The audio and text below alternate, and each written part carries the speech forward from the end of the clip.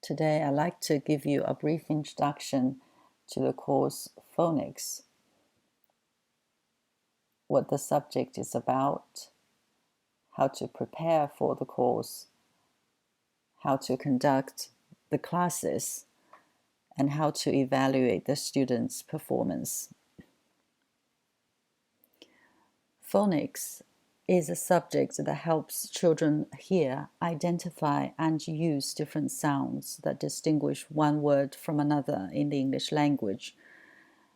The students will learn some letter sound rules to help them with their reading and writing. For example, the combination of the letters SH is pronounced as sh, and double E is pronounced as E, and the letter P is pronounced as P. So when they see the word sheep, SHEEP, they'll be able to say it.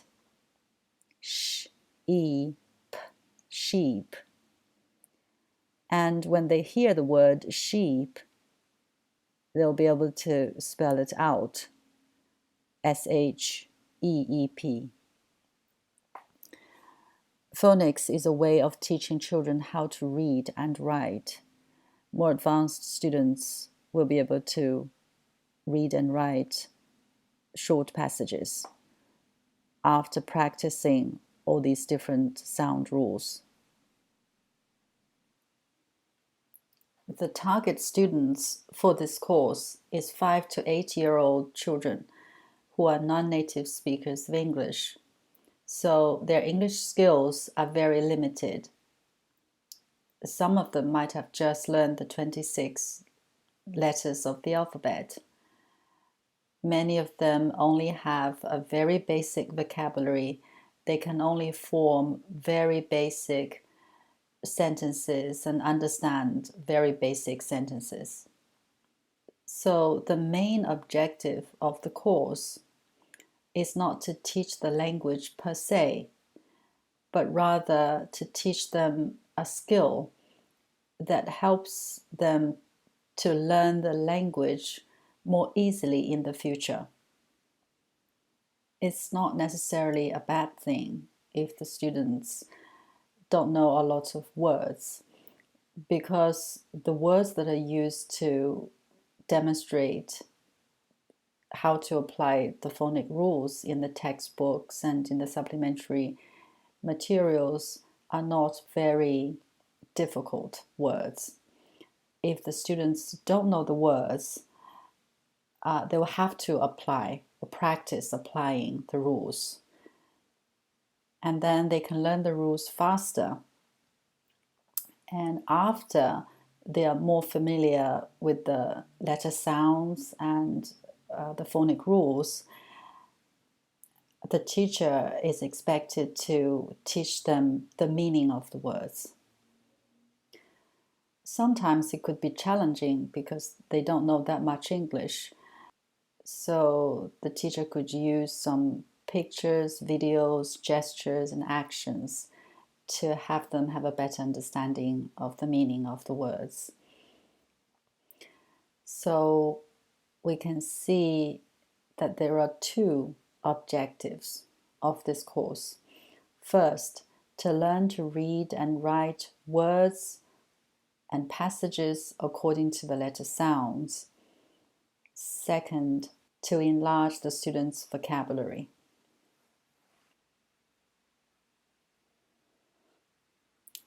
This course is mainly to teach the students regular words, that is, the words that follow the phonic rules that they learn in this course.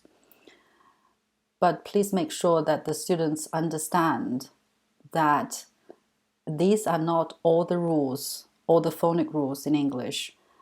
And there are many words in English that don't follow phonic rules.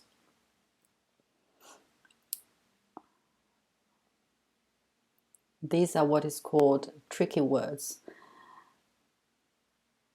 Some tricky words are very commonly used words. In the second semester of the course, the students will be asked to practice applying the phonic rules on sentences and short passages. Tell them that they have to memorize the pronunciation and the spelling of the words. Skill number 1, learning the letter sounds. These are all the letter sounds that will be covered in this course. There are 7 groups of sounds.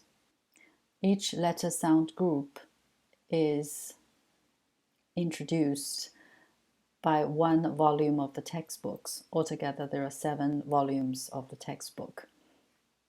We can see that the letter sounds are introduced gradually from easier and more frequently used single letter sounds to more difficult double letter sounds.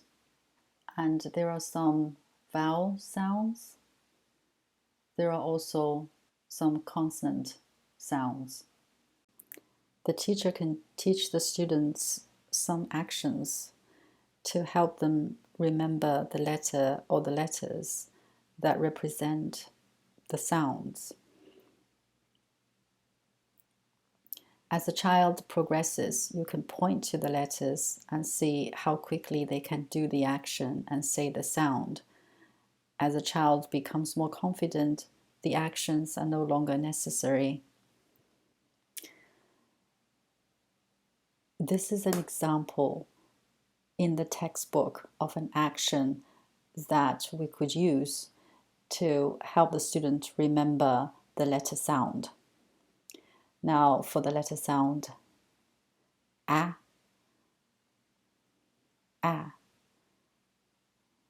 the suggestion is wiggle fingers above elbow as if ants crawling on you and say ah.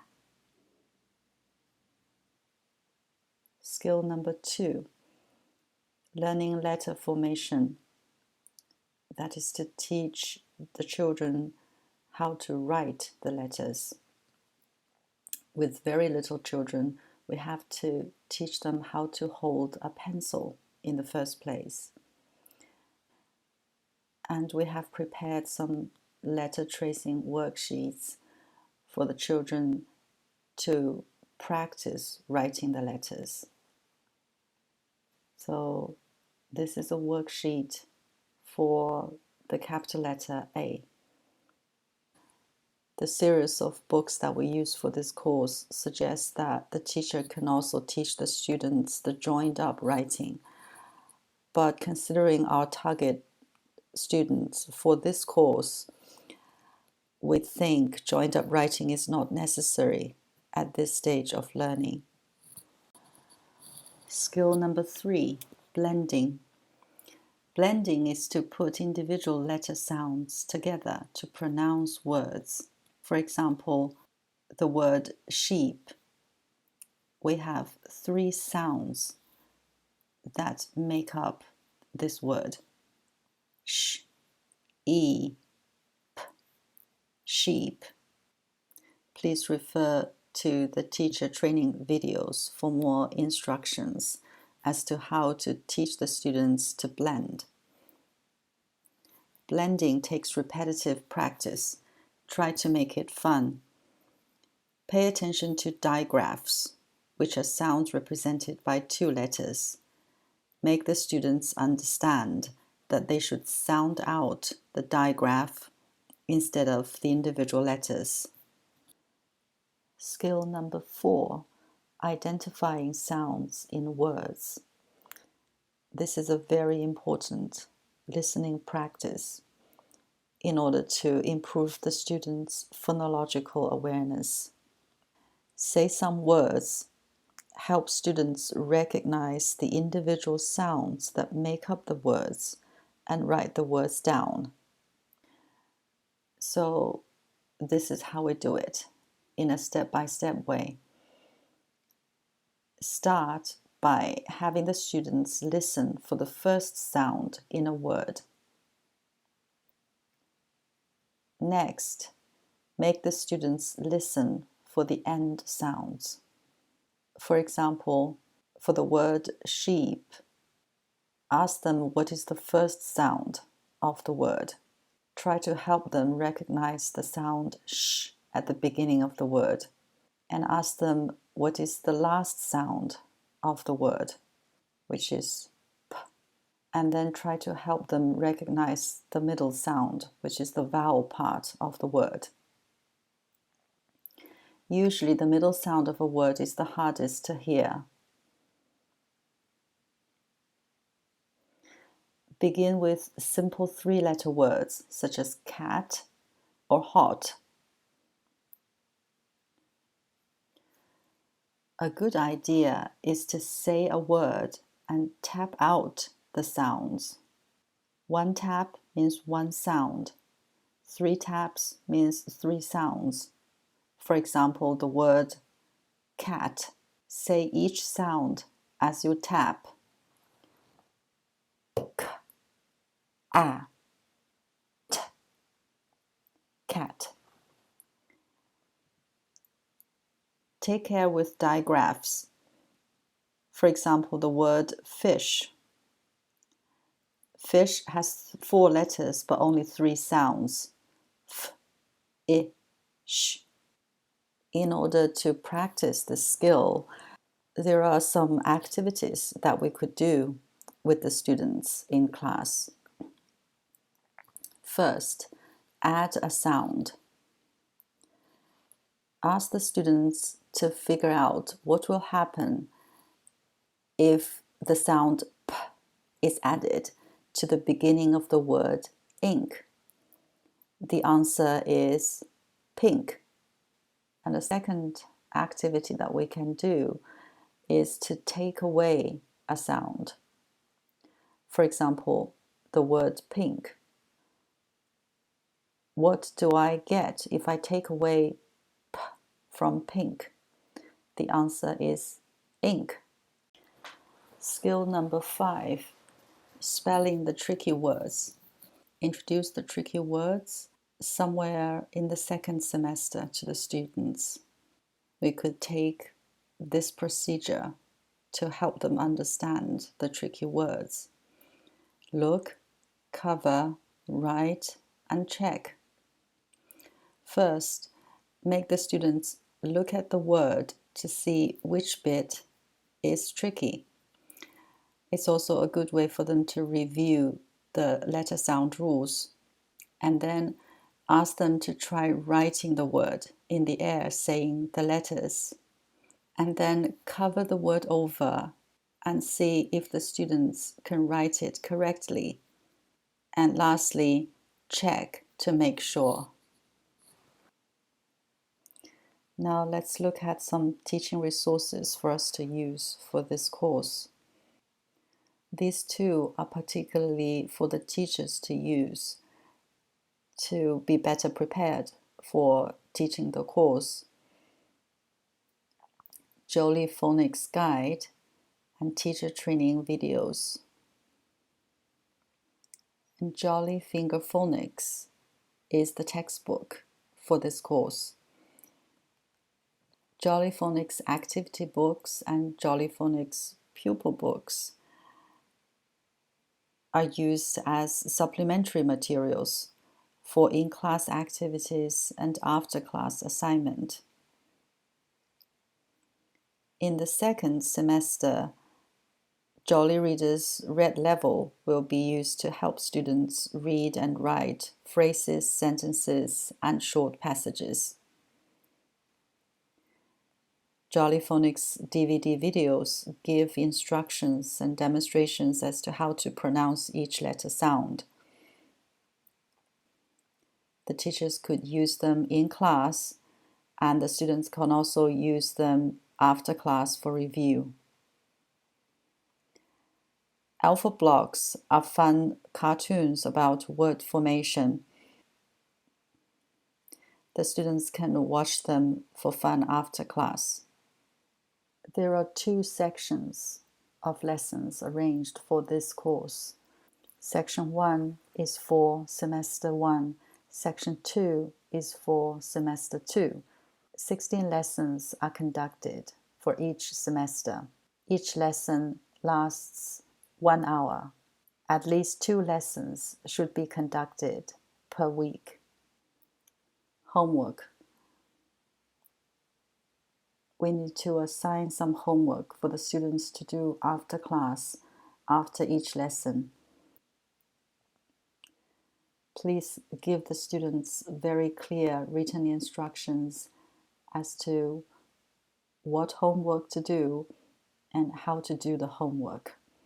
There are some instructions for all the exercises in the textbooks and in the supplementary materials. Sometimes we might find it necessary to make some adjustments or changes to the instructions. Thank you. And please make sure that the students are clear about what they are supposed to do and how they are supposed to do it. And please make sure that the files that the students need to finish the homework are provided properly as well. Give them a clear deadline for the homework to be handed in. And in our case, all the homework has to be uploaded to the ClassIn system. And please make sure that the submitted homework is scored and reviewed with the students in class. Please update Ethan of the students' performance from time to time, especially when they are doing extremely well or when they are not doing as well as expected. Assessments. At least one assessment needs to be conducted for each semester. We have prepared 2 final assessment papers for this course. Please find them in the course packages. We suggest that you follow the general format of the test papers. There is a possibility that your class has not followed what the syllabus has scheduled exactly. In that case, please reflect the gap or the difference in the final assessment paper. The students are tested on what they have learned or what they have been taught in this course. Make sure that the assessment is conducted in class. Before they come to the class for the assessment, the students will have to print out their worksheet to do the assessment before class.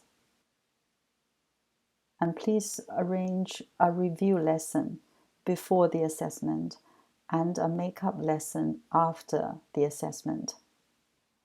The results of the assessment should be shared with Ethan and included in the term-end report form. How to evaluate the student's performance. A student's final score for a semester consists of 3 parts. First, the class performance, which accounts for 20% of the total score. Homework, 20%. And the score that the students get in their final assessment paper is 60%. Class performance means whether they are on time for class, whether they are attentive to the teacher, whether they are willing to participate in class activities, whether they are able to grasp the critical points of the lessons. Homework, whether the students are able to finish the homework, whether they demonstrate good comprehension of the lessons based on their homework. Final exam, the actual score that the students get in the final assessment paper. And this is how the students' scores are translated into letter grades. Now let's take a look at the course plan. The course plan is the master plan of the course. we can see it covers a lot of important information about the course. Course objectives, textbooks and materials, time arrangement, lesson preparation, class procedures, and the evaluation of the students' performance. The second half of the course plan is the syllabus. In the syllabus, we can see the lesson number, the topics for this lesson, and the objectives of this lesson. All the materials that are used in this lesson, both in class and after class, are listed here. And if you look at the homework section, these are some suggested assignments that we can give to the students. The Chinese instructions are mainly for the parents to read. First of all, the parents would like to know what homework their children are supposed to do, what they have learned in class, how much they are supposed to achieve week by week. And secondly, it's also the parents' responsibility to help their children download and print out the materials that they need to do the homework every week.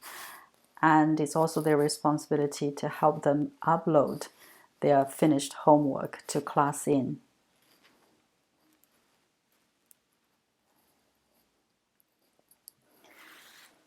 From the syllabus, we can also see when a review lesson is scheduled.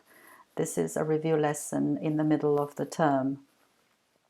And at the end of the term, there is another review lesson right before the final assessment lesson. And after the final assessment lesson, there will be a makeup lesson.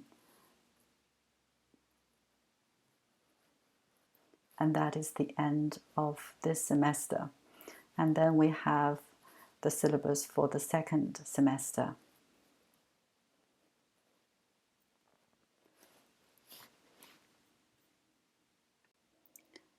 Now, let me share with you how to access all these teaching and learning materials.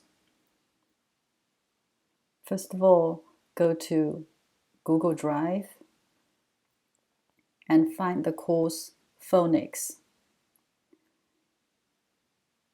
Open it and you will see 3 folders: course packages, course plans, and student packages. The course packages and course plans are mainly for the teachers to use, and the student packages are accessible for the students. If you look at the course packages, first of all, there is a package, teacher training packages, in which you'll see some materials the teachers can use to prepare for the course. And we can see that there are 2 other sections in course packages, Section 1 and Section 2. Section 1 is for Semester 1, Section 2 is for Semester 2. If we try Section 1, we can see that there is a top folder, full teaching resources. So everything that is useful for the course, all the materials, the students' worksheets, and everything are included here. And if you go back to the Section 1 folder, we see a long list of lesson folders. Each folder is dedicated to one lesson. And inside the lesson folders, we can see the materials that will be useful for this particular lesson. and you will find the course plan in the course plan folder.